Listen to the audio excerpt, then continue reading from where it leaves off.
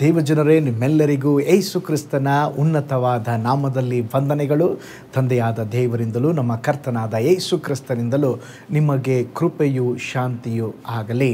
ಈ ವರ್ಷದ 6 ತಿಂಗಳು ಮುಗಿಸಿ ನಾವು ಮತ್ತೊಂದು ತಿಂಗಳಿನ ಪ್ರಾರಂಭಕ್ಕೆ ಬಂದಿದ್ದೇವೆ. ಈ ಜೂಲೈ ತಿಂಗಳ ವರ್ಷದ 2ನೇ ಅರ್ಧ ಭಾಗದ ಸ್ತೋತ್ರ ಆರಂಭವಾಗಿದೆ. ಈ ಹೊಸ ತಿಂಗಳು ಒಂದು ಹೊಸ ಅವಕಾಶವನ್ನು, ಹೊಸ ನಿರೀಕ್ಷೆಗಳನ್ನು, ಹೊಸ ಗುರಿಗಳನ್ನು, ಹೊಸ ಮಾರ್ಗಗಳನ್ನು ಕರ್ತನು ನಿಮಗಾಗಿ ತೆರೆಯಲಿಕ್ಕಿದ್ದಾರೆ. ಈ ವರ್ಷದ ಮೊದಲ 6 ತಿಂಗಳು ಅನೇಕ ಸೋಲುಗಳು, ನಷ್ಟಗಳು, ವಿಫಲತೆಗಳು ಬಂದಿರಬಹುದಾದರೂ ದೇವರು ಹೇಳುತ್ತಾರೆ, ಇನ್ನು ನೀನು ಜಯದ ಮೇಲೆ ಜಯವನ್ನು ಹೊಂದುವ ದಿನಗಳು, ನೀನು ದುಃಖಿಸುವ ದಿನಗಳು ಕೊನೆಗಾಣಲಿಕ್ಕಿದೆ. ಕರ್ತನು ನಿಮಗೆ ನಿತ್ಯ ಪ್ರಕಾಶವಾಗಿರುವರು. ನೀವು ಬಯಸುವುದಕ್ಕಿಂತ ಹೆಚ್ಚಾಗಿ, ಈಗ ಇರುವುದಕ್ಕಿಂತಲೂ 1000ದಷ್ಟಾಗಿ ದೇವರು ನಿಮ್ಮನ್ನು ಬ್ಲೆಸ್ ಮಾಡಲಿಕ್ಕಿದ್ದಾರೆ. ಈ ಸೇವೆಗಾಗಿ ನೀವು ಮಾಡುತ್ತಿರುವ ಪ್ರಾರ್ಥನೆ ಮತ್ತು ನೀವು ಬಿತ್ತುವ ಕಾಣಿಕೆ ಈ ಸೇವೆಯನ್ನು ಬಲಪಡಿಸುತ್ತಾ ಇದೆ. ಅದಕ್ಕಾಗಿ ಧನ್ಯವಾದಗಳು. ಪರಲೋಕದ ದೇವರು ನಿಮಗೆ ತಕ್ಕ ಪ್ರತಿಫಲವನ್ನು ಅನುಗ್ರಹಿಸಲಿ. ಅದು ಮಾತ್ರವಲ್ಲ, ಇಂದು ಸಂಜೆ 7 ಗಂಟೆಗೆ ಬೆಂಗಳೂರಿನ ಕೋರಮಂಗಲದಲ್ಲಿ ನೂತನ ಆಶೀರ್ವಾದ ಕೂಟ ಇರುವಂಥದ್ದಾಗಿದೆ. ವಿಶೇಷವಾದ ವಾಗ್ದಾನದ ಸಂದೇಶ ಮತ್ತು ನಿಮ್ಮ ಕುಟುಂಬಗಳ ಆಶೀರ್ವಾದಕ್ಕಾಗಿ ಪ್ರತ್ಯೇಕವಾಗಿ ಪ್ರಾರ್ಥಿಸಲಾಗ್ತದೆ. ಕುಟುಂಬವಾಗಿ ಬಂದು ಭಾಗವಹಿಸಿದರೆ ನಿಶ್ಚಯವಾಗಿ ನಿಮ್ಮ ಕುಟುಂಬವನ್ನು ದೇವರು ಆಶೀರ್ವದಿಸುವರು. ಈ ನೂತನ ತಿಂಗಳು ಕೂಡ ದೇವರು ನಮಗೆ ಕೊಡುವಂಥ ಒಂದು ಅದ್ಭುತದ ವಾಗ್ದಾನದ ವಚನ. ಕೀರ್ತನೆಗಳು 55:22ನೇ ವಚನ. ನಿನ್ನ ಭೂಯಾತ್ರೆಯ ಚಿಂತೆಯನ್ನು ಯೆಹೋವನಿಗೆ ವಹಿಸಿಬಿಟ್ಟು ಭರವಸದಿಂದಿರು, ಆತನೇ ಅದನ್ನು ಸಾಗಿಸುವನು. ಒಂದು ನಿಮಿಷ ನಮ್ಮ ಕಣ್ಗಳನ್ನು ಮುಚ್ಚಿ ಈ ನೂತನ ತಿಂಗಳ ಈ ಮೊದಲ ದಿನಕ್ಕಾಗಿ ಸ್ತೋತ್ರ, ಈ ದಿವಸ ಕರ್ತನು ನಮ್ಮನ್ನು ನಡೆಸುವುದಕ್ಕಾಗಿ, ಈ ದಿನ ದೇವರು ನಮ್ಮ ಜೊತೆಯಲ್ಲಿ ಮಾತನಾಡುವುದಕ್ಕಾಗಿ ನಾವು ಪ್ರಾರ್ಥನೆ ಮಾಡಿಕೊಳ್ಳೋಣ. ಹಲ್ಲೆಲೂಯಾ. ಪರಲೋಕದಲ್ಲಿ ವಾಸ ಮಾಡುವಂಥ ನಮ್ಮ ತಂದೆಯಾದ ದೇವರೇ, ಹೊಸ ತಿಂಗಳ ಮೊದಲ ದಿನವನ್ನು ಕಾಣಲಿಕ್ಕೆ ನಮಗೆ ಸಹಾಯ ಮಾಡಿದ್ದೀರಾ. ಈ ಸಮಯದಲ್ಲಿ ದೇವರೇ, ನೀನು ಕೊಡಲ್ಪಟ್ಟಂಥ ಅದ್ಭುತವಾದ ವಾಗ್ದಾನದ ವಚನಕ್ಕಾಗಿ ಸ್ತೋತ್ರ. ಆ ವಚನದ ಮೂಲಕ ದೇವರೇ ನಮ್ಮೊಡನೆ ಮಾತನಾಡ್ರಿ. ಆ ವಚನ ಕೇಳುವಾಗಲೇ ನಿಮ್ಮ ಆಶೀರ್ವಾದಗಳನ್ನು ಒಂದೊಂದು ಕುಟುಂಬವು ಹೊಂದಿಕೊಳ್ಳಲಿಕ್ಕೆ ಸಹಾಯ ಮಾಡ್ರಿ. ಹೃದಯಗಳನ್ನು ತೆರೆಯ ಮಾಡ್ರಿ ಅಪ್ಪ. ಅದು ಮಾತ್ರವಲ್ಲ, ಕಳೆದ 6 ತಿಂಗಳು ಕಣ್ಮನೆ ಹಾಗೆ ಕಾಪಾಡಿದ್ದೀರಾ. ಈ 7ನೇ ತಿಂಗಳಲ್ಲಿ ದೇವರೇ ನಮ್ಮನ್ನು ಕರ್ಕೊಂಡು ಬಂದಿದ್ದೀರಾ. ಅದ್ಭುತವಾಗಿ ನೀವು ನಡೆಸಬೇಕೆಂಬುದಾಗಿ ನಾನು ಪ್ರಾರ್ಥಿಸ್ತೇನೆ. ಸಂಪೂರ್ಣವಾಗಿ ಒಪ್ಪಿಸಿಕೊಡುತ್ತೇವೆ. ನಮ್ಮೊಡನೆ ಮಾತನಾಡ್ರಿ, ಯೇಸುವಿನ ಹೆಸರಿನಲ್ಲಿ ತಂದೆಯೇ, ಆಮೆನ್. Price the lord. ಈ ಹೊಸ ತಿಂಗಳಲ್ಲಿ ದೇವರು ಕೊಟ್ಟಂಥ ಅದ್ಭುತವಾದ ಈ ವಾಗ್ದಾನದಲ್ಲಿ ದೇವರು ಹೇಳುತ್ತಿದ್ದಾರೆ, ನಿನ್ನ ಭೂ ಯಾತ್ರೆಯ ಚಿಂತೆಯನ್ನು ಯೆಹೋವನಿಗೆ ವಹಿಸಿಬಿಟ್ಟು ಭರವಸದಿಂದಿರು, ಆತನೇ ಅದನ್ನು ಸಾಗಿಸುವನು. ಈ ಅದ್ಭುತವಾದ ವಾಗ್ದಾನಕ್ಕಾಗಿ ದೇವರಿಗೆ ಸ್ತೋತ್ರ ಹೇಳ್ರಿ. ನೋಡ್ರಿ, ಅದ್ಭುತವಾದ ವಾಗ್ದಾನದಲ್ಲಿ ದೇವರು ಹೇಳುತ್ತಿದ್ದಾರೆ, ನಿನ್ನ ಭೂ ಯಾತ್ರೆಯ ಚಿಂತೆಯನ್ನು ನನಗೆ ವಹಿಸಿಬಿಟ್ಟು ನೀನು ಭರವಸದಿಂದಿರು, ನಿನ್ನನ್ನು ನಾನು ನಡೆಸುವೆನು. ನೋಡ್ರಿ, ಇಂದು ನಮ್ಮ ಜೀವಿತದಲ್ಲಿ ಯಾವುದೋ ಒಂದು ಚಿಂತೆ ಕಾಡುತ್ತಿರಬಹುದು. ಅದು ಕುಟುಂಬದ ಕುರಿತು ಚಿಂತೆಯಾಗಿರಬಹುದು, ಸಾಲದ ಅಥವಾ ಸಮಸ್ಯೆಯ ಕುರಿತು ಚಿಂತೆಯಾಗಿರಬಹುದು, ಅಥವಾ ವಿದ್ಯಾಭ್ಯಾಸ ಮುಗಿಸಿ ಇಷ್ಟು ವರ್ಷಗಳಾದರೂ ಇನ್ನೂ ನಾನು ಬಯಸಿದ ಕೆಲಸ ಸಿಕ್ಕಲಿಲ್ಲವಲ್ಲ ಎಂಬಂಥ ಚಿಂತೆಯಾಗಿರಬಹುದು. ನಿಮ್ಮ ವ್ಯಾಪಾರದ ಕುರಿತು ಚಿಂತೆಯಾಗಿರಬಹುದು, ಅಥವಾ ನಿಮ್ಮ ಮಕ್ಕಳ ಕುರಿತು ಚಿಂತೆಯಾಗಿರಬಹುದು. ಸ್ತೋತ್ರ, ನನ್ನ ಮಕ್ಕಳ ಮದುವೆ ವಿವಾಹದ ವಿಷಯಕ್ಕಾಗಿ ವರ್ಷಗಂಟಲೆ ಪ್ರಾರ್ಥಿಸುತ್ತಿದ್ದೇವೆ, ಇನ್ನೂ ಏನು ನಡೀಲಿಲ್ಲ ಪಾಸ್ಟರ್ ಎಂಬಂಥ ಒಂದು ಚಿಂತೆಯಾಗಿರಬಹುದು. ಪಾಸ್ಟರ್, ಮದುವೆಯಾಗಿದೆ, ಆಗಿದೆ, ಇನ್ನು ಸ್ತೋತ್ರ ಮಕ್ಕಳ ಭಾಗ್ಯವನ್ನು ನಾವು ಕಾಣಲಿಲ್ಲ, ಸಂತಾನ ಭಾಗ್ಯವನ್ನು ನೋಡಲಿಲ್ಲ ಎಂಬಂಥ ಒಂದು ಚಿಂತೆಯಾಗಿರಬಹುದು. ಆದರೆ ನೀವು ಮಾಡುತ್ತಿರುವ ಸೇವೆಯ ಕುರಿತು ಚಿಂತೆಯಾಗಿರಬಹುದು. ಈ ರೀತಿಯ ಯಾವುದೋ ಒಂದು ಚಿಂತೆ ನಿಮ್ಮನ್ನು ಬಾಧಿಸಿರಬಹುದು. ಇವೆಲ್ಲವುಗಳ ಮಧ್ಯದಲ್ಲಿ ಯೇಸು ಸ್ವಾಮಿ ನಮ್ಮನ್ನು ನೋಡಿ ಹೇಳುತ್ತಿದ್ದಾರೆ, ಮಗನೇ ಮಗಳೇ, ನೀನು ಚಿಂತಿಸಬೇಡ. ನಿನ್ನ ಭೂಯಾತ್ರೆಯ ಚಿಂತೆಯನ್ನು ಸ್ತೋತ್ರ ನನಗೆ ವಹಿಸಿ ಬಿಟ್ಟು ನೀನು ಭರವಸದಿಂದಿರು, ನಾನು ನಿನ್ನನ್ನು ನಡೆಸುವೆನೆಂಬುದಾಗಿ ಹೇಳುತ್ತಿದ್ದಾರೆ. ನಿಮ್ಮ ಮನೆಯ ಕಾರ್ಯವಾಗಿರಲಿ, ನಿಮ್ಮ ಮಕ್ಕಳ ವಿದ್ಯಾಭ್ಯಾಸವಾಗಿರಲಿ, ಅಥವಾ ನಿಮ್ಮ ಆಸ್ತಿಗೆ ಸಂಬಂಧಪಟ್ಟಂಥ ಕಾರ್ಯವಾಗಿರಲಿ, ಸ್ತೋತ್ರ ಯಾವುದಾಗಿದ್ದರೂ ಸಹ ಕರ್ತನು ಹೇಳುತ್ತಿದ್ದಾರೆ, ನಿನ್ನ ಚಿಂತಾಭಾರವನ್ನು ನನ್ನ ಮೇಲೆ ವಹಿಸಿ ಬಿಡು, ನಾನು ನಿನಗೋಸ್ಕರವಾಗಿ ಮಹತ್ ಕಾರ್ಯಗಳನ್ನು ಮಾಡುವೆನು. ಸ್ತೋತ್ರ, ಇಂದು ನಿಮ್ಮ ಕಾರ್ಯಗಳಲ್ಲಿ ಯಾವುದೋ ಒಂದು ವಿಷಯದಲ್ಲಿ ತಡೆ ಮೇಲೆ ತಡೆ ಬರುತ್ತಿರಬಹುದು. ಎಷ್ಟು ಪ್ರಯತ್ನಿಸಿದರೂ ಆಗುತ್ತೆ ಇಲ್ಲ ಪಾಸ್ಟರ್, ಕಾರ್ಯಗಳು ನೆರವೇರುತ್ತಾ ಇಲ್ಲ. ನನ್ನ ಮಕ್ಕಳ ವಿದ್ಯಾಭ್ಯಾಸ, ಸ್ತೋತ್ರ, ನಾವು ಕಟ್ಟುವಂಥ ಮನೆಯ ವಿಷಯದಲ್ಲಿ ಅನೇಕ ತಡೆಗಳಿದೆ, ಏನು ಮಾಡಬೇಕಂತ ನಮಗೆ ಗೊತ್ತಿಲ್ಲ ಎಂಬುದಾಗಿ ನೀವು ಚಿಂತಾಭ್ರಾಂತರಾಗಿರಬಹುದಾ? ದೇವರು ನಿಮ್ಮನ್ನು ನೋಡಿ ಹೇಳುತ್ತಿದ್ದಾರೆ, ಸ್ತೋತ್ರ, ನೀವು ಸೋತು ಹೋಗಬೇಡ್ರಿ. ನಿಮ್ಮ ಚಿಂತೆಯನ್ನು ನನ್ನ ಮೇಲೆ ವಹಿಸಿ ಬಿಟ್ಟು ನನ್ನನ್ನು ನಂಬುವುದಾದರೆ ನಾನು ನಿಮ್ಮ ಜೀವಿತದಲ್ಲಿ ಅದ್ಭುತವನ್ನು ಮಾಡುವೆನು. ಅದಕ್ಕೆ ಸ್ತೋತ್ರ, ದೇವರು ಹೇಳ್ತಾ ಇದ್ದಾರೆ, ನಿನ್ನ ಭೂಯಾತ್ರೆಯ ಚಿಂತೆಯನ್ನು ನನಗೆ ವಹಿಸಿ ಬಿಡು. ಮೊದಲನೇದಾಗಿ ನಮ್ಮ ಭೂಯಾತ್ರೆಯ ಚಿಂತೆಯನ್ನು ನಾವು ದೇವರಿಗೆ ವಹಿಸಬೇಕು. ಅಂದರೆ ಏನು? ನಮ್ಮ ಚಿಂತಾಭಾರವನ್ನು ದೇವರಿಗೆ ಒಪ್ಪಿಸಬೇಕು. ನಮ್ಮ ಜೀವಿತದಲ್ಲಿ ಅನೇಕ ಭಾರಗಳಿರಬಹುದು. ಕುಟುಂಬದ ತೊಂದರೆ, ಆರೋಗ್ಯದ ಸ್ತೋತ್ರ ತೊಂದರೆ, ಹಣಕಾಸಿನ ಸಮಸ್ಯೆ, ಸ್ತೋತ್ರ ಸಾಲದ ಸಮಸ್ಯೆ. ದೇವರು ಹೇಳುತ್ತಾ ಇದ್ದಾರೆ, ನೀನು ಹೊತ್ತಿರುವಂಥ ಭಾರವನ್ನು ನನಗೆ ಒಪ್ಪಿಸು, ನೀನು ಯಾವ ವಿಷಯದಲ್ಲಿ ಭಾರ ಪಡುತ್ತಿದ್ದೀಯೋ ಆ ವಿಷಯದಲ್ಲಿ ಅದ್ಭುತವನ್ನು ಮಾಡುವೆನು. ದೇವರು ಹೇಳ್ತಾ ಇದ್ದಾರೆ, ನಿನ್ನ ಚಿಂತೆಯನ್ನು ವಹಿಸಿ ಬಿಡು. ಅಂದರೆ ಏನು? ದೇವರ ಮೇಲೆ ನಮ್ಮ ಎಲ್ಲ ಭಾರವನ್ನು ಹಾಕುವಂಥದ್ದು.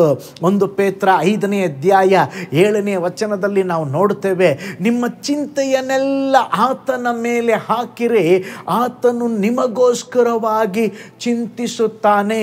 ನೋಡಿ, ನಮ್ಮ ಕಾರ್ಯ ಚಿಂತೆಯನ್ನು ದೇವರಿಗೆ ವಹಿಸುವುದು.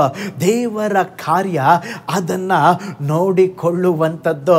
ಚಿಂತಿಸುವ ಬದಲು ನಿಮ್ಮ ಚಿಂತೆಯನ್ನು ದೇವರ ಮುಂದೆ ಇಳಿಸಿರಿ. ನಿಮಗಾಗಿ ಚಿಂತಿಸುವ ದೇವರು ಇರುವಾಗ ನೀವೇಕೆ ಚಿಂತಿಸುತ್ತಾ ಇದ್ದೀರಾ?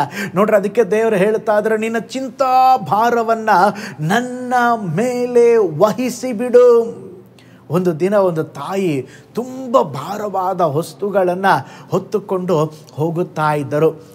ಒಂದು ಕಾರಲ್ಲಿ ಹೋಗುವಂಥ ಯುವಕ ಅದನ್ನು ಕಂಡು ಬಹಳ ಕನಿಕರ ಪಟ್ಟು ಆ ತಾಯಿಗೆ ಸಹಾಯ ಮಾಡಬೇಕೆಂಬುದಾಗಿ, ಅಮ್ಮ ನೀವು ಕಷ್ಟಪಟ್ಟು ಬಹಳ ಭಾರವನ್ನು ಹೊತ್ತುಕೊಂಡಿದ್ದೀರಾ, ನನ್ನ ಕಾರಲ್ಲಿ ಕೂತುಕೊಳ್ಳ್ರಿ, ನಿಮ್ಮನ್ನು ಡ್ರಾಪ್ ಮಾಡ್ತೀನಿ ಎಂಬುದಾಗಿ ಸ್ತೋತ್ರ ಹತ್ತಿಸಿಕೊಂಡು ಹಾಗೆ ಅವ್ರನ್ನ ಇಳಿಸುವಂಥ ಸ್ಥಳಕ್ಕೆ ಬಂದಾಗ ಆ ತಾಯಿ ಇನ್ನು ಹಾಗೆ ಆ ವಸ್ತುಗಳನ್ನು ಭಾರವಾಗಿ ಹೊತ್ತುಕೊಂಡಿದ್ದಳು. ಅವನಿಗೆ ಆಶ್ಚರ್ಯ ಆಯಿತು, ಈ ಭಾರ ನೀವು ಹೊತ್ಕೋಬಾರ್ದಂತಲೇ ನಾನು ಕಾರಲ್ಲಿ ಕರ್ಕೊಂಡು ಬಂದಿರೋದು, ಯಾಕೆ ಇನ್ನೂ ಆ ಭಾರವನ್ನು ಹೊತ್ತುಕೊಂಡಿದ್ದೀರಾ? ಇಲ್ಲ ಮಗ, ನಾನು ಹೊತ್ತುಕೊಂಡಿರುವಂಥ ಈ ಭಾರ ಅದು ಬಲು ಭಾರ, ಆದ್ದರಿಂದ ನಿನಗೆ ಹೆಚ್ಚು ಭಾರ ಆಗಬಾರದಂತೇಳಿ ನಾನು ಹೊತ್ತುಕೊಂಡು ಕುಳಿತುಕೊಂಡಿದ್ದೇನೆ. ನೋಡ್ರಿ, ಇವತ್ತು ಕೂಡ ಅನೇಕ ಜನರು ಸ್ತೋತ್ರ ಅನೇಕ ವಿಧವಾದ ಭಾರವನ್ನು ನಾವೇ ಹೊತ್ತುಕೊಂಡಿದ್ದೇವೆ, ನಾವೇ ಕಷ್ಟಪಡುತ್ತಿದ್ದೇವೆ, ನಾವೇ ಚಿಂತಿಸುತ್ತಾ ಇದ್ದೇವೆ, ನಾವೇ ಬಾಧೆಗೊಳಗಾಗುತ್ತಾ ಇದ್ದೇವೆ. ದೇವರು ಹೇಳುತ್ತಾ ಇದ್ದಾರೆ, ನೀನು ಹೊತ್ತುಕೊಂಡಂಥ ಭಾರವನ್ನು ನೀನು ಹೊತ್ತುಕೊಳ್ಳಬೇಡ, ಅದನ್ನು ನನಗೆ ಕೊಟ್ಟು ಬಿಡು. ಏಕೆಂದರೆ ಶಿಲುಬೆಯಲ್ಲಿ ನಮ್ಮ ಕಷ್ಟವನ್ನು, ನಮ್ಮ ಶಾಪವನ್ನು, ಸ್ತೋತ್ರ ನಮ್ಮ ಪಾಪವನ್ನು ಎಲ್ಲವನ್ನ ಯೇಸು ಸ್ವಾಮಿ ಹೊತ್ತುಕೊಂಡಿದ್ದಾರೆ. ಮುಖ್ಯವಾದ ಸಂಗತಿಗಳನ್ನೇ ಅವರು ಹೊತ್ತಿಕೊಂಡಿರುವಾಗ ಸ್ತೋತ್ರ ನಿಮ್ಮ ಚಿಂತಾ ಭಾರಗಳನ್ನು ಸಹ ಅವರು ಕೇಳುತ್ತಿದ್ದಾರೆ. ನಮ್ಮ ಚಿಂತಾ ಭಾರವನ್ನು ದೇವರಿಗೆ ಒಪ್ಪಿಸಬೇಕು. ನೋಡ್ರಿ, ನಿನ್ನ ಭೂಯಾತ್ರೆಯ ಚಿಂತೆಯನ್ನು ಸ್ತೋತ್ರ ದೇವರಿಗೆ ವಹಿಸಿ ಬಿಡು ಎಂಬುದಾಗಿ ಹೇಳಿದ್ರೆ ಅದರ ಅರ್ಥ ಏನಂತ ಹೇಳಿದ್ರೆ, ನಮ್ಮ ಮಾರ್ಗಗಳನ್ನು ಕರ್ತನಿಗೆ ಒಪ್ಪಿಸಬೇಕು. ನಮ್ಮ ಮಾರ್ಗಗಳನ್ನು ಕರ್ತನಿಗೆ ಒಪ್ಪಿಸಿಕೊಡಬೇಕು. ಕರ್ತನೇ, ನನ್ನ ಮಾರ್ಗಗಳಲ್ಲ, ನಿಮ್ಮ ಮಾರ್ಗಗಳು ನನ್ನ ಜೀವಿತದಲ್ಲಿ ನೆರವೇರಲಿ ಎಂಬುದಾಗಿ ನಾವು ದೇವರಿಗೆ ಒಪ್ಪಿಸಿಕೊಡಬೇಕು. ನಮ್ಮ ಮಾರ್ಗಗಳನ್ನು ಕರ್ತನಿಗೆ ಸಮರ್ಪಿಸಬೇಕು. ಕೆಲವೊಮ್ಮೆ ನಾವು ಭಾವಿಸುವ ಮಾರ್ಗಗಳು ತಪ್ಪಾಗಿರುತ್ತದೆ. ಯೆಶಾಯನ ಬರೆದ ಪ್ರವಾದನೆ ಗ್ರಂಥ 55 ಸ್ತೋತ್ರ 8ನೇ ವಚನದಲ್ಲಿ ನಾವು ನೋಡ್ತೇವೆ, ನನ್ನ ಆಲೋಚನೆ ನಿಮ್ಮ ಆಲೋಚನೆ ಅಲ್ಲ, ನಿಮ್ಮ ಮಾರ್ಗಗಳು ನನ್ನ ಮಾರ್ಗಗಳಲ್ಲ. ನೀವು ಯೋಚಿಸುವುದಕ್ಕಿಂತ ದೇವರ ಯೋಜನೆ ದೊಡ್ಡದಾಗಿರುತ್ತದೆ. ನಿಮ್ಮ ಮಾರ್ಗಗಳಿಗಿಂತ ದೇವರ ಮಾರ್ಗ ದೊಡ್ಡದಾಗಿರುತ್ತದೆ. ಆದುದರಿಂದ ನಿಮ್ಮ ಮಾರ್ಗಗಳನ್ನು ಕರ್ತನಿಗೆ ಒಪ್ಪಿಸಬೇಕು. ಒಂದು ಸಲ ಒಬ್ಬ ಯೌವನಸ್ಥನು ಅವನು ವಿದ್ಯಾಭ್ಯಾಸ ಮುಗಿಸಿ 5 ವರ್ಷ ಕಳೆದರೂ ಕೂಡ ಅವನಿಗೆ ಸರಿಯಾದಂಥ ಇನ್ನೂ ಕೆಲಸ ಸಿಕ್ಕಿರಲಿಲ್ಲ. ಆ ಸಹೋದರನನ್ನು ಕೇಳಿದಾಗ, ಇಲ್ಲ 5 ವರ್ಷ ಕೂಡ ನಾನು ಸಂದರ್ಶನಕ್ಕೆ ಹೋಗುತ್ತಿದ್ದೇನೆ, ಇಂಟರ್ವ್ಯೂಗೆ ಹೋಗ್ತಾ ಇದ್ದೇನೆ, ಆದರೆ ಇನ್ನೂ ನನಗೆ ಕೆಲಸ ಸಿಕ್ಕಿಲ್ಲ. ಆದರೆ ನನ್ನ ಮಾರ್ಗಗಳನ್ನೆಲ್ಲ ದೇವರಿಗೆ ಒಪ್ಪಿಸಿಕೊಟ್ಟಿದ್ದೇನೆ ಎಂಬುದಾಗಿ ಹೇಳುತ್ತಾ ಇದ್ದ. ಅವನು ಹೇಳಿದ ವಿಷಯ ಏನಂತ ಹೇಳಿದ್ರೆ, ಹಾಗಾದರೆ ನಿನ್ನ ಮಾರ್ಗಗಳನ್ನು ಹೇಗೆ ಒಪ್ಪಿಸಿಕೊಟ್ಟು ಯಾವ ಕೆಲಸ ಹುಡುಕುತ್ತಾ ಇದೆಯಾ ಅಂತ ಕೇಳಿದ್ರೆ, ಆ ಯೌವನಸ್ಥನ ಹೇಳ್ತಾನೆ, ನಾನೊಂದು ದೊಡ್ಡ ಮ್ಯಾನೇಜರ್ ಪೋಸ್ಟನ್ನು ಹುಡುಕುತ್ತಾ ಇದ್ದೇನೆ. ಕರ್ತನ ಹೇಳಿದಾರಲ್ವ, ಬೇಡಿಕೊಳ್ಳ್ರೆ ನಿಮಗೆ ದೊರೆಯುವುದೆಂಬುದಾಗಿ. ಅದಕ್ಕೆ ಚಿಕ್ಕ ಪುಟ್ಟ ಕೆಲಸ ಎಲ್ಲ ನನಗೆ ಬೇಡಪ್ಪ, ಅಷ್ಟ ಒಂದು ದೊಡ್ಡ ಉನ್ನತ ಹುದ್ದೆ ಇರುವಂಥ ಮ್ಯಾನೇಜರ್ ಪೋಸ್ಟ್ಗಾಗಿ 5 ವರ್ಷದಿಂದಲೂ ನಾನೇನು ಮಾಡ್ತಾ ಇದ್ದಾನೆ, ಇಂಟರ್ವ್ಯೂ ಅಟೆಂಡ್ ಆಗ್ತಾ ಇದ್ದೇನೆ. ನಾನು ಹೇಳಿದೆ, ಸ್ತೋತ್ರ 5 ವರ್ಷ ಹಿಂಗೆ ಅಟೆಂಡ್ ಮಾಡಿದರೂ ಕೂಡ ಇನ್ನೂ 10 ವರ್ಷ ಅಟೆಂಡ್ ಮಾಡಿದ್ರು ನಿನಗೆ ಮ್ಯಾನೇಜರ್ ಕೆಲಸ ಸಿಕ್ಕುವುದಿಲ್ಲ. ಏಕೆಂದರೆ ಇದು ಕರ್ತನ ಮಾರ್ಗ ಅಲ್ಲ, ಇದು ಆ ಸಹೋದರನ ಮಾರ್ಗ. ನೋಡ್ರಿ, ದೇವರು ಒಬ್ಬ ವ್ಯಕ್ತಿಯನ್ನ ದಿಢೀರೆಂಬುದಾಗಿ ಮೇಲಕ್ಕೆತ್ತುವುದಿಲ್ಲ. ಯಾವಾಗಲೂ ಒಬ್ಬ ವ್ಯಕ್ತಿಯನ್ನ ಹಂತ ಹಂತವಾಗಿ ಆಶೀರ್ವದಿಸ್ತಾರೆ, ಹಂತ ಹಂತವಾಗಿ ಮೇಲಕ್ಕೆತ್ತುತ್ತಾರೆ. ಆದುದರಿಂದ ನಾವೇನು ಮಾಡಬೇಕಂತ ಹೇಳಿದ್ರೆ, ನಮ್ಮ ಮಾರ್ಗಗಳನ್ನು ದೇವರಿಗೆ ಒಪ್ಪಿಸಿಕೊಡಬೇಕು. ಇವತ್ತೆಲ್ಲ ನಾವೇ ಪ್ಲ್ಯಾನ್ ಹಾಕ್ತೇವೆ, ನಾವೇ ಯೋಜನೆ ಹಾಕ್ತೇವೆ. ಅದೆಲ್ಲ ಆದಮೇಲೆ ಜಸ್ಟ್ ದೇವರೇ ನೀವು ಒಂದು ಸಹಿ ಹಾಕ್ರಿ, ಒಂದು ಸಿಗ್ನೇಚರ್ ಹಾಕ್ರಿ, ಒಂದು ಅಪ್ರೂವಲ್ ಮಾಡ್ರಿ ಎಂಬುದಾಗಿ ಹೇಳ್ತೇವೆ. ಅದಲ್ಲ ಸ್ತೋತ್ರ ಕರ್ತನ ಮಾರ್ಗ. ಕರ್ತನ ಮಾರ್ಗ ಅಂತ ಹೇಳಿದ್ರೆ ಸ್ತೋತ್ರ ಎಳ್ಳಷ್ಟು ನಮ್ಮ ಒಂದು ಅಭಿಲಾಷೆ ಇಲ್ಲದೆ, ಕರ್ತನೆ ನಿನ್ನ ಚಿತ್ತ ಏನಿದೆಯೋ, ನಿಮ್ಮ ಉದ್ದೇಶ ಏನಿದೆಯೋ ಅದು ನೆರವೇರಲಿ ಎಂಬುದಾಗಿ ಹೇಳುವಾಗ ಕರ್ತನು ನಿಮ್ಮ ಜೀವಿತದಲ್ಲಿ ಅದ್ಭುತವನ್ನ ಮಾಡುತ್ತಾರೆ. ನೋಡ್ರಿ, ಬೈಬಲಲ್ಲಿ ಕುರಿ ಕಾಯುತ್ತಾ ಇದ್ದಂಥ ದಾವೀದನು ಅವನು ಅಭಿಷೇಕಿಸಲ್ಪಟ್ಟ ಮರುದಿನದಲ್ಲೇ ಸಿಂಹಾಸನದಲ್ಲಿ ಅವನು ಕುಳಿತುಕೊಳ್ಳಲಿಲ್ಲ.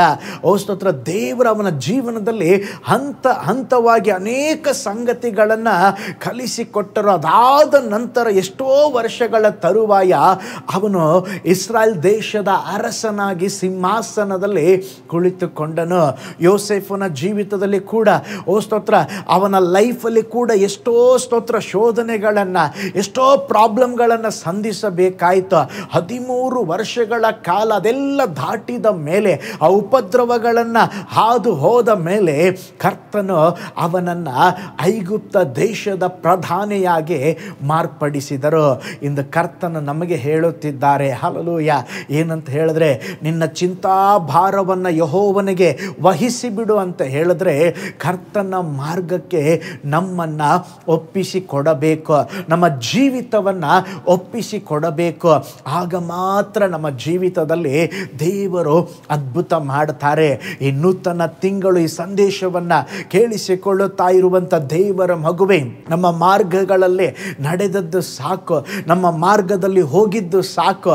ಇವತ್ತು ಹೇಳೋಣ, ಸ್ವಾಮಿ ನನ್ನ ಚಿಂತಾಭಾರವನ್ನು ನಿನ್ನ ಮೇಲೆ ವಹಿಸ್ತೇನೆ, ನನ್ನ ಮಾರ್ಗಗಳಲ್ಲಪ್ಪ ನಿನ್ನ ಮಾರ್ಗಗಳಿಗೆ ನನ್ನನ್ನು ಒಪ್ಪಿಸಿ ಕೊಡುತ್ತೇನೆಂಬುದಾಗಿ ಚಿಕ್ಕ ಚಿಕ್ಕ ಕೆಲಸದಲ್ಲಿ ಸಹ ನಂಬಿಗಸ್ತರಾಗಿ ಮುಂದುವರಿಯಿರಿ. ಕರ್ತನು ನಿಮ್ಮನ್ನು ಒಂದು ದೊಡ್ಡ ಕೆಲಸದಲ್ಲಿ ಇಡುತ್ತಾರೆ. ಅದನ್ನೇ ಮತ್ತಾಯನು ಬರೆದ ಸುವಾರ್ತೆ 25:21 ಯೇಸು ಸ್ವಾಮಿ ಹೇಳಿದ್ದು, ನೀನು ಸ್ವಲ್ಪ ಕೆಲಸದಲ್ಲಿ ನಂಬಿಗಸ್ತನಾಗಿದ್ದರೆ ದೊಡ್ಡ ಕೆಲಸದಲ್ಲಿ ನಾನು ನಿನ್ನನ್ನು ಇಡುತ್ತೇನೆ. ಪ್ರೀತಿಯುಳ್ಳ ದೇವಜನರೇ, ಹಾಗಾದರೆ ನಮ್ಮ ಮಾರ್ಗಗಳನ್ನು ಕರ್ತನಿಗೆ ಒಪ್ಪಿಸಿಕೊಡೋಣ. ಓ ಸ್ತೋತ್ರ. ಆಗ ಕರ್ತನು ನಿಶ್ಚಯವಾಗಿ ನಿನ್ನ ಜೀವಿತದಲ್ಲಿ ನೀನು ಏನು ಆಸೆ ಪಟ್ಟು ಬಯಸುತ್ತಾ ಇದೆಯೋ ಅದನ್ನು ಅನುಗ್ರಹಿಸುವಂಥವರಾಗಿದ್ದಾರೆ. ನೋಡಿ, ನಾನು ಹೇಳಿದೆ ನಮ್ಮ ಚಿಂತಾ ಭಾರವನ್ನು ಮೊದಲನೇದಾಗಿ ನಾವು ದೇವರಿಗೆ ಸ್ತೋತ್ರ ಒಪ್ಪಿಸಬೇಕು. ನಮ್ಮ ಭಾರವನ್ನು ದೇವರ ಕೈಯಲ್ಲಿ ಕೊಟ್ಟು ಬಿಡಬೇಕು. ಅದು ಮಾತ್ರವಲ್ಲ, ನಮ್ಮ ಮಾರ್ಗಗಳನ್ನು ಸಹ ಕರ್ತನಿಗೆ ಒಪ್ಪಿಸಬೇಕು. ಅದರೊಂದಿಗೆ ದೇವರು ಹೇಳುತ್ತಾ ಇದ್ದಾರೆ, ಇನ್ನೊಂದು ಆವೃತ್ತಿ ಆ ವಾಗ್ದಾನದ ವಚನ ಓದೋಣ.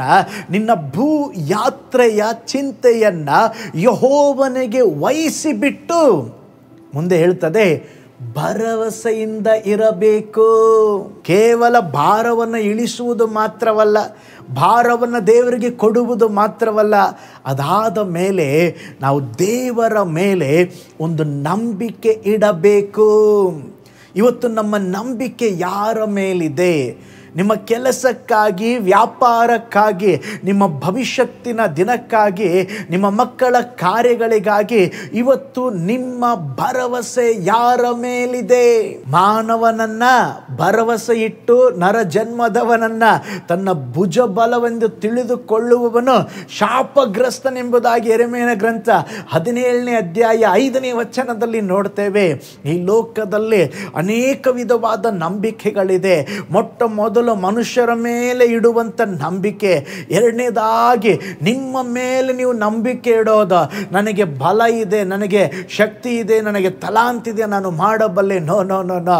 ಇಲ್ಲಿ ದೇವರ ಮೇಲೆ ಭಾರ ಇಟ್ಟು ನಾವು ದೇವರ ಮೇಲೆ ಭರವಸೆ ಇಡಬೇಕು. ನಮ್ಮ ಬಲದಿಂದ, ಶಕ್ತಿಯಿಂದ ನಮಗೇನು ಮಾಡಲು ಸಾಧ್ಯವಿಲ್ಲ.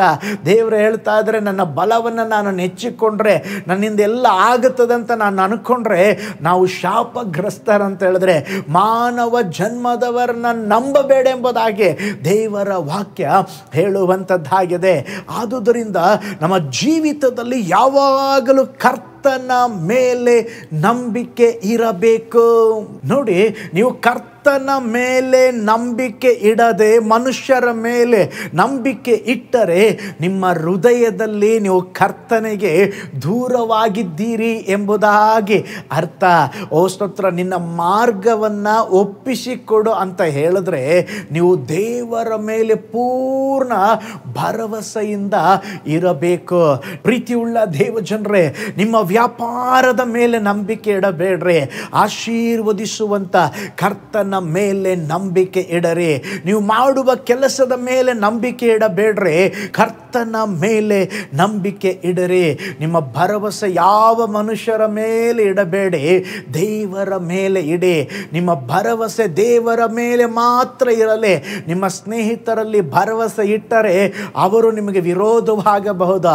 ನಿಮ್ಮ ವಿರೋಧಿಯಲ್ಲಿ ಭರವಸೆ ಇಟ್ಟರೆ ನಿಮ್ಮ ಜೀವನ ಸಂಹಾರವಾಗಬಹುದು. ನೀವು ಹಣದ ಮೇಲೆ, ಅಂತಸ್ತಿನ ಮೇಲೆ ಭರವಸೆ ಇಟ್ಟರೆ ಅದು ಅಳಿದು ಹೋಗಬಹುದು. ನಿಮ್ಮ ಆಪ್ತರಲ್ಲಿ ಭರವಸೆ ಇಟ್ಟರೆ ಅವಮಾನಗಳು ಬರಬಹುದು. ಆದರೆ ನೀನು ದೇವರ ಮೇಲೆ ಭರವಸೆ ಇಡುವಾಗ ನಿನಗೆ ಉದ್ಧಾರ ಬರುವಂಥದ್ದಾಗಿದೆ. ಇವತ್ತು ಸ್ತೋತ್ರ, ನಮ್ಮನ್ನೇ ನಾವು ಪರೀಕ್ಷಿಸಿಕೊಳ್ಳೋಣ. ನಮ್ಮ ನಂಬಿಕೆ ಯಾರ ಮೇಲೆ ಇಟ್ಟಿದ್ದೇವೆ? ಓ ಸ್ತೋತ್ರ, ಇವತ್ತು ಹೇಳೋಣ, ಕರ್ತನೆ, ಏನೇ ಬಂದರೂ ಏನೇ ನಡೆದರೂ ನಿನ್ನನ್ನು ನಂಬುತ್ತೇನೆ. ನೀನು ನನ್ನನ್ನು ನಡೆಸ್ತಿ ಎಂಬುದಾಗಿ ನಾನು ನಂಬುತ್ತೇನೆ. ನೀನು ನನ್ನ ಜೀವಿತದಲ್ಲಿ ಅದ್ಭುತವನ್ನು ಮಾಡ್ತಿ ಎಂಬುದಾಗಿ ನಾನು ನಂಬುತ್ತೇನೆ. ನನಗೊಂದು ಒಳ್ಳೆಯ ಕೆಲಸವನ್ನು ನೀನು ಕೊಡುತ್ತಿ ಎಂಬುದಾಗಿ ನಾನು ನಂಬುತ್ತೇನೆ ಎಂಬುದಾಗಿ ಪೂರ್ಣವಾಗಿ ದೇವರ ಮೇಲೆ ಭರವಸೆ ಇಡ್ರಿ. ಅದಕ್ಕೆ ಯೆರೆಮೀಯನ ಗ್ರಂಥ 17ನೇ ಅಧ್ಯಾಯ 7ನೇ ವಚನ ಹೇಳುತ್ತದೆ, ಯಾವನು ಯೆಹೋವನಲ್ಲಿ ನಂಬಿಕೆ ಇಟ್ಟಿದ್ದಾನೋ, ಯಾವನಿಗೆ ಯೆಹೋವನು ಭರವಸವಾಗಿದ್ದಾನೋ ಅವನೇ ಧನ್ಯನಂತೆ. ಹಾಗಾದರೆ ನಿಮ್ಮ ನಂಬಿಕೆ ಯಾರ ಮೇಲಿದೆ? ನಿಮ್ಮ ಮಕ್ಕಳ ಮೇಲಿದೆ, ಮೇಲಿದೆಯಾ, ನಿಮ್ಮ ಹೆತ್ತವರ ಮೇಲಿದೆಯಾ, ಓ ಸ್ತೋತ್ರ ನಿಮ್ಮ ಗಂಡನ ಮೇಲಿದೆಯಾ, ನಿಮ್ಮ ಹೆಂಡತಿಯ ಮೇಲಿದೆಯಾ, ನಿಮ್ಮ ವ್ಯಾಪಾರದ ಮೇಲಿದೆಯಾ, ನಿಮ್ಮ ಕೆಲಸದ ಮೇಲಿದೆಯಾ, ಓ ಸ್ತೋತ್ರ ನಿಮ್ಮ ನಂಬಿಕೆಯನ್ನು ಯಾವುದರ ಮೇಲೆ ಇಟ್ಟಿದ್ದೀರಾ? ಓ ಸ್ತೋತ್ರ ನಾವು ಕರ್ತನನ್ನೇ ನಂಬಿದ್ದೇನೆಂಬುದಾಗಿ ನಾವು ಹೇಳುವುದಾದರೆ ಕೆಲಸ ಹೋದರೂ ಪರವಾಗಿಲ್ಲ, ಕರ್ತನು ನನ್ನನ್ನು ನಡೆಸುತ್ತಾನೆ. ಒಂದು ವೇಳೆ ನನ್ನ ಜೀವಿತದಲ್ಲಿ ಓ ಸ್ತೋತ್ರ ಇನ್ನೂ ಪ್ರಮೋಷನ್ ಬಾರದೇ ಇದ್ದರೂ ಪರವಾಗಿಲ್ಲ, ದೇವರು ನನಗೆ ಉದ್ಧಾರವನ್ನು ಕೊಡ್ತಾರೆ ಎಂಬುದಾಗಿ ಪೂರ್ಣವಾಗಿ ದೇವರನ್ನು ನಂಬುವಂಥದ್ದು. ಕೀರ್ತನೆ 118 ವಚನದಲ್ಲಿ ನೋಡ್ತೇವೆ, ಮನುಷ್ಯರಲ್ಲಿ ಭರವಸೆ ಇಡುವುದಕ್ಕಿಂತ ದೇವರನ್ನು ಆಶ್ರಯಿಸುವುದು ಒಳ್ಳೆಯದಂತೆ, ಪ್ರಭುಗಳಲ್ಲಿ ಭರವಸೆ ಇಡುವುದಕ್ಕಿಂತ ದೇವರನ್ನು ಆಶ್ರಯಿಸುವುದು ಒಳ್ಳೆಯದಂತೆ. ಹಾಗಾದರೆ ಸ್ತೋತ್ರ, ಇವತ್ತು ನಾವು ದೇವರ ಮೇಲೆ ಒಂದು ನಂಬಿಕೆ ಇಡಬೇಕು, ಭರವಸೆ ಇಡಬೇಕು. ಕರ್ತನು ನನಗಾಗಿ ಎಲ್ಲವನ್ನ ಮಾಡಿ ಮುಗಿಸ್ತಾರೆ, ದೇವರು ಎಲ್ಲವನ್ನ ನೋಡಿಕೊಳ್ತಾರೆ ಎಂಬುದಾಗಿ ನಿಮ್ಮ ಚಿಂತಾ ಭಾರವನ್ನು ವಹಿಸುವುದು ಮಾತ್ರವಲ್ಲ, ನೀವು ಭರವಸೆಯಿಂದ ಇರುವಾಗ ದೇವರು ಏನು ಮಾಡ್ತಾರಂತೆ? ಮುಂದಿನ ವಚನ ಹೇಳುತ್ತದೆ, ಆತನು ಅದನ್ನು ಸಾಗಿಸುತ್ತಾನೆ. ನಿನ್ನ ಜೀವಿತವನ್ನು ದೇವರು ನಡೆಸ್ತಾರಂತೆ. ಒಬ್ಬ ಗ್ರೀಕ್ ಸೈನಿಕನೊಬ್ಬನು ರಾತ್ರಿಯಲ್ಲಿ ಬಹಳ ದುಃಖದಿಂದ ತನಗಿದ್ದ ಎಲ್ಲ ಸಾಲವನ್ನು ಬರೆದು, ಅದು ದೊಡ್ಡ ಮೊತ್ತವಾಗಿತ್ತು, ಅದರ ಕೆಳಗಡೆ ಹೀಗೆ ಬರೆದ, ಈ ಸಾಲವನ್ನು ತೀರಿಸುವವರು ಯಾರು ಅಂತ ಕೇಳಿ, ಓ ಸ್ತೋತ್ರ ಕೊನೆಯದಾಗಿ ಪಕ್ಕದಲ್ಲಿ ಒಂದು ಬಂದೂಕಿತ್ತು, ಅದನ್ನು ತೆಗೆದುಕೊಂಡು ಶೂಟ್ ಮಾಡಿಕೊಂಡು ಸತ್ತೋಗ್ಬಿಡೋಣ ಎಂಬುದಾಗಿ ಆ ಯೋಚನೆಯಲ್ಲೇ ಅವನೆಲ್ಲ ಬರೆದು ರೆಡಿಯಾಗಿ ಇಟ್ಟಿದ್ದ. ಹಾಗೆ ಅವನಿಗೆ ಓ ಸ್ತೋತ್ರ ಸ್ವಲ್ಪ ರಾತ್ರಿ ಆದಾಗ ಗಾಢ ನಿದ್ರೆ ಬಂದ್ಬಿಟ್ಟು ಹಾಗೆ ಮಲಗಿಬಿಟ್ಟ. ಓ ಸ್ತೋತ್ರ ಅಲ್ಲಿ ಇರುವಂಥ ಚಕ್ರವರ್ತಿ, ಓ ಸ್ತೋತ್ರ ಇಷ್ಟು ಟೈಮ್ ನಂತರವಾಗಿ ಯಾರು ಲೈಟ್ ಹಾಕಿರಬಾರ್ದು, ಇವನ ಟೆಂಟ್ ಮಾತ್ರ ಲೈಟ್ ಹಾಕಿತ್ತ, ಓ ಯಾರು ಇನ್ನೂ ಲೈಟ್ ಹಾಕಿಲ್ಲ, ಯಾರು ಇವನಂತೇಳಿ ಹೋಗಿ ನೋಡೋಣ ಎಂಬುದಾಗಿ ಚಕ್ರವರ್ತಿ ಬಂದಾಗ ಅಲ್ಲಿ ಈ ಸಿಪಾಯಿ, ಈ ಸೈನಿಕ ಬರೆದಿರುವಂಥ ಲೆಟರನ್ನು ಓದಿದ, ಪಕ್ಕದಲ್ಲಿ ಬಂದೂಕಿತ್ತ. ಓ ಸ್ತೋತ್ರ ಚಕ್ರವರ್ತಿಗೆ ಅರ್ಥವಾಯಿತು, ಏನಂತ ಹೇಳಿದ್ರೆ ಇವನು ಆತ್ಮಹತ್ಯೆ ಮಾಡಿಕೊಳ್ಳಲಿಕ್ಕೆ ಸಿದ್ಧವಾಗಿದ್ದಾನೆ. ಇದನ್ನು ಯಾರು ತೀರಿಸ್ತಾರಂತ ಬರೆದಿದ್ದು ನೋಡ್ರಿ, ಅದರ ಕೆಳಗಡೆ ಓ ಸ್ತೋತ್ರ ಮಹಾ ಅಲೆಕ್ಸಾಂಡರ್ ಆದಂಥ ನಾನು ನಿನ್ನ ಸಾಲವನ್ನು ತೀರಿಸ್ತೇನೆ ಎಂಬುದಾಗಿ ಸಹಿ ಮಾಡಿದನು. ಬೆಳಿಗ್ಗೆ ಆ ಸೈನಿಕನು ನಿದ್ರೆಯಿಂದ ಎದ್ದು ಆ ಸೈನಿಕನು ನಾ ಇನ್ನೂ ಆತ್ಮಹತ್ಯೆ ಮಾಡಿಕೊಂಡಿಲ್ವಾ ಎಂಬುದಾಗಿ ಆತ್ಮಹತ್ಯೆ ಮಾಡಿಕೊಳ್ಳಿಕ್ಕೆ ನೋಡುವಾಗ ಪಕ್ಕದಲ್ಲಿದ್ದ ಪತ್ರವನ್ನು ನೋಡ್ತಾನೆ. ಅದರ ಕೆಳಗೆ ಅಲೆಕ್ಸಾಂಡರ್ನ ಒಂದು ಸಹಿ ಇತ್ತು, ಮಹಾ ಅಲೆಕ್ಸಾಂಡರ್ ಆದ ನಾನು ನಿನ್ನ ಸಾಲವನ್ನು ತೀರಿಸ್ತೇನೆ ಎಂಬುದಾಗಿ ಬರೆದಿದ್ದ. ಅದನ್ನು ಓದಿದಾಗ ಅವನ ಸಂತೋಷಕ್ಕೆ ಭಾರವೇ ಇಲ್ಲ. ಆ ದಿನವೇ ಅವನ ಜೀವನದಲ್ಲಿ ನನ್ನ ಎಲ್ಲ ಕಷ್ಟಗಳನ್ನು ನನ್ನ ಚಕ್ರವರ್ತಿ ತೀರಿಸ್ತಾನೆ ಎಂಬುದಾಗಿ ನಂಬಿದ. ಪ್ರೀತಿಯುಳ್ಳ ದೇವಜನರೇ, ಅದೇ ವಿಧದಲ್ಲಿ ನಿನ್ನ ಭೂಯಾತ್ರೆಯ ಚಿಂತೆಯನ್ನು ಓ ಸ್ತೋತ್ರ ರಾಜ್ಯಾದಿ ರಾಜ್ಯನು ಕರ್ತಾದಿ ಕರ್ತನೂ ಆಗಿರುವ ದೇವರ ಮೇಲೆ ಭರವಸೆ ಇಟ್ಟು, ನನ್ನ ದೇವರು ನೋಡಿಕೊಳ್ಳುತ್ತಾರೆ, ನನ್ನ ದೇವರು ನನಗಾಗಿ ಎಲ್ಲವನ್ನ ಮಾಡುತ್ತಾರೆ, ನನಗಾಗಿ ದೇವರು ನೂತನ ಮಾರ್ಗಗಳನ್ನು ಓ ಸ್ತೋತ್ರ ತೆರೆಯುತ್ತಾರೆ, ನನ್ನ ಅವಶ್ಯಕತೆಗಳನ್ನು ಓ ಸ್ತೋತ್ರ ಸಂಧಿಸುತ್ತಾರೆ, ನಾನು ಅವಮಾನಕ್ಕೆ ಒಳಪಡುವುದೇ ಇಲ್ಲ, ನಾನು ನಂಬುವ ಕಾರ್ಯ ನನ್ನ ದೇವರಿಂದ ಬರ್ತದೆ ಎಂಬುದಾಗಿ ದೇವರನ್ನ ನಂಬ್ರೆ ನಿಶ್ಚಯವಾಗಿ ದೇವರು ನಿಮ್ಮ ಜೀವಿತದಲ್ಲಿ ಈ ನೂತನ ತಿಂಗಳ ಮೊದಲ ದಿನದಲ್ಲೇ ಅನೇಕ ಅದ್ಭುತವಾದ ಸಂಗತಿಗಳನ್ನು ದೇವರು ಮಾಡಲಿಕ್ಕಿದ್ದಾರೆ. ಹಲ್ಲೆಲೂಯಾ. ಮನುಷ್ಯರನ್ನು ನಂಬಬೇಡ್ರೆ. ನಾವು ವಾಕ್ಯವನ್ನು ಧ್ಯಾನಿಸಿದ ಹಾಗೆ ಮೊದಲು ಓ ಸ್ತೋತ್ರ ನಮ್ಮ ಭಾರವನ್ನು ದೇವರ ಬಳಿ ತರಬೇಕು. ಓ ಸ್ತೋತ್ರ ನಮ್ಮ ಭಾರವನ್ನು ದೇವರಿಗೆ ಕೊಡಬೇಕು. ಎರಡನೇದಾಗಿ ನಾನು ಹೇಳಿದೆ, ಓ ಸ್ತೋತ್ರ ದೇವರ ಮಾರ್ಗಕ್ಕೆ ನಮ್ಮ ಜೀವಿತವನ್ನು ಒಪ್ಪಿಸಬೇಕು. ಅದು ಮಾತ್ರವಲ್ಲ, ನಾವು ದೇವರನ್ನ ನಂಬಬೇಕು, ದೇವರ ಮೇಲೆ ಭರವಸೆ ಇಡಬೇಕು. ನನ್ನ ದೇವರು ಓ ಸ್ತೋತ್ರ ಎಲ್ಲವನ್ನ ನನಗೋಸ್ಕರವಾಗಿ ಮಾಡಿ ಮುಗಿಸುತ್ತಾರೆ, ನಾನು ಇನ್ನು ಮುಂದೆ ಕೊರಗುವುದಿಲ್ಲ, ನನ್ನ ದೇವರು ಎಲ್ಲ ಕಾರ್ಯಗಳನ್ನು ನೋಡಿಕೊಳ್ತಾರೆ ಎಂಬಂಥ ಒಂದು ವಿಶ್ವಾಸದಿಂದ ನಾವು ಇರುವುದಾದರೆ ನಿಶ್ಚಯವಾಗಿ ದೇವರು ಅತ್ಯದ್ಭುತವಾದ ಸಂಗತಿಗಳನ್ನು ನಮ್ಮ ಜೀವಿತದಲ್ಲಿ ಮಾಡಲಿಕ್ಕಿದ್ದಾರೆ. ಈ ಜೂಲೈ ತಿಂಗಳಲ್ಲಿ ಹೇಳ್ರೆ, ಓ ಸ್ತೋತ್ರ ನನ್ನ ಭೂ ಯಾತ್ರೆಯ ಚಿಂತೆಯನ್ನು ನಾನು ಕರ್ತನಿಗೆ ವಹಿಸಿಬಿಟ್ಟು ನಾನು ದೇವರ ಮೇಲೆ ಭರವಸೆಯಿಂದಿರುತ್ತೇನೆ, ನನ್ನ ದೇವರು ಎಲ್ಲವನ್ನ ನೋಡಿಕೊಳ್ಳುತ್ತಾರೆ. ಹಾಗಾದರೆ ನಿಮ್ಮ ಭೂ ಯಾತ್ರೆಯ ಚಿಂತೆಯನ್ನು ಕರ್ತನಿಗೆ ವಹಿಸಿಬಿಟ್ಟು ಭರವಸೆದಿಂದಿರ್ರಿ, ಕರ್ತನು ತಾನೇ ಅದನ್ನು ಸಾಗಿಸುತ್ತಾರೆ. ಈ ನೂತನ ತಿಂಗಳ ಮೊದಲ ದಿನದಲ್ಲಿ ಎಲ್ಲರೂ ನಮ್ಮ ಕಣ್ಗಳನ್ನು ಮುಚ್ಚಿ ನಾವೆಲ್ಲರೂ ದೇವರನ್ನು ನೋಡುತ್ತಾ ಹಾಲೆಲೂಯ. ಓ ಸ್ತೋತ್ರ. ಇವತ್ತು ಅನೇಕ ಭಾರಗಳು ಹಾಲೆಲೂಯ, ಹೇಳಿಕೊಳ್ಳಲಾರದ ವಿಷಯಗಳು, ಆ ಭಾರ ಹೊತ್ತು ಹೊತ್ತು ನಮ್ಮ ಜೀವಿತದಲ್ಲಿ ನಿದ್ರೆ ಇಲ್ಲದ ಅನುಭವಗಳು, ಸಂತೋಷ ಇಲ್ಲದ ಅನುಭವಗಳು ಹಾಲೆಲೂಯ, ಆ ಭಾರ ಹೊತ್ತುಕೊಂಡೇ ನಡೆಯುತ್ತಿದ್ದೇವೆ. ದೇವರು ಹೇಳುತ್ತಾ ಇದ್ದಾರೆ, ನಿನ್ನ ಚಿಂತಾಭಾರವನ್ನು ನನ್ನ ಮೇಲೆ ವಹಿಸಿ ಬಿಡು.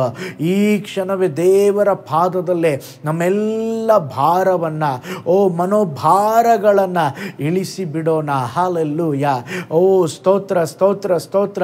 ನಮ್ಮ ಮಾರ್ಗಗಳಲ್ಲ, ದೇವರ ಕೈಗಳಲ್ಲಿ ದೇವರೇ ನನ್ನ ಚಿಂತೆಯೆಲ್ಲ ನಿಮಗೆ ಓ ಸ್ತೋತ್ರ ಒಪ್ಪಿಸಿಕೊಟ್ಟು ನಿನ್ನನ್ನು ನಂಬುತ್ತೇನೆಂಬುದಾಗಿ ನಾವು ಹೇಳೋಣ. ಓ ಸ್ತೋತ್ರ. ದೇವರೇ, ನಾನು ನಿನ್ನ ಮೇಲೆ ಭರವಸೆ ಇಡುತ್ತೇನೆ. ನೀವೆಲ್ಲವನ್ನು ನೋಡಿಕೊಳ್ಳಲಿಕ್ಕಿದ್ದೀರಾ. ನನ್ನ ಎಲ್ಲ ಸಾಲದ ಅನುಭವದಿಂದ ನನಗೊಂದು ಬಿಡುಗಡೆ ಕೊಡಲಿಕ್ಕಿದ್ದೀರಾ. ರೋಗದ ಅನುಭವಗಳಿಂದ ನನಗೊಂದು ಸೌಖ್ಯವನ್ನು ಕೊಡಲಿಕ್ಕಿದ್ದೀರಾ. ಈ ತಿಂಗಳಲ್ಲಿ ನನ್ನ ಜೀವಿತದಲ್ಲಿ ಒಂದು ಅದ್ಭುತವಾದ ಸಂಗತಿಯನ್ನು ಓ ಸ್ತೋತ್ರ ನೀವು ಮಾಡಲಿಕ್ಕಿದ್ದೀರಾ. ಅದಕ್ಕಾಗಿ ನಿಮಗೆ ಸ್ತೋತ್ರಪ್ಪ. Hallelujah hallelujah. ದೇವರೇ, ಓ ಸ್ತೋತ್ರ. ನಿಮ್ಮ ವಚನ ಹೇಳುವ ಹಾಗೆ ನಿನ್ನ ಭೂಯಾತ್ರೆಯ ಚಿಂತೆಯನ್ನು ವಹಿಸಿಬಿಟ್ಟು ನನ್ನ ಮೇಲೆ ಭರವಸೆದಿಂದಿರು ಎಂಬುದಾಗಿ ಹೇಳಿದ್ದೀರಾ. ಅದೇ ವಿಧದಲ್ಲಿ ಸ್ವಾಮಿ, ನಮ್ಮ ಎಲ್ಲ ಚಿಂತಾ ಭಾರಗಳನ್ನು ನಿಮ್ಮ ಪಾದ ಸಮ್ಮುಖದಲ್ಲಿ ನಾವು ತರುತ್ತೇವೆ, ನಿಮ್ಮ ಪಾದ ಸಮ್ಮುಖದಲ್ಲಿ ಇಳಿಸ್ತೇವೆ. ದೇವರೇ, ಇದರಿಂದ ದೇವರೇ ಈ ಬಿಡುಗಡೆಯನ್ನು ನಮ್ಮಿಂದ ಹೊಂದಿಕೊಳ್ಳಲಿಕ್ಕೆ ಸಾಧ್ಯವಿಲ್ಲಪ್ಪ. ನೀವೇ ಬಿಡುಗಡೆಗೊಳಿಸಬೇಕು, ನೀವೇ ಏನಾದರೂ ಮಾಡಬೇಕಪ್ಪ, ನೀವೇ ಏನಾದರೂ ಒಂದು ಅದ್ಭುತ ಮಾಡಬೇಕಪ್ಪ. ನಾವು ನಿಮ್ಮನ್ನೇ ನಂಬಿ ಬಂದಿದ್ದೇವೆ, ನಾವು ನಿಮ್ಮನ್ನೇ ನೋಡುತ್ತಿದ್ದೇವೆ ಸ್ವಾಮಿ. ಹಾಲೆಲೂಯ. ನನ್ನ ಜನರು ಅವಮಾನ ಪಡರೆಂಬುದಾಗಿ ಹೇಳಿದ್ದೀರಾ.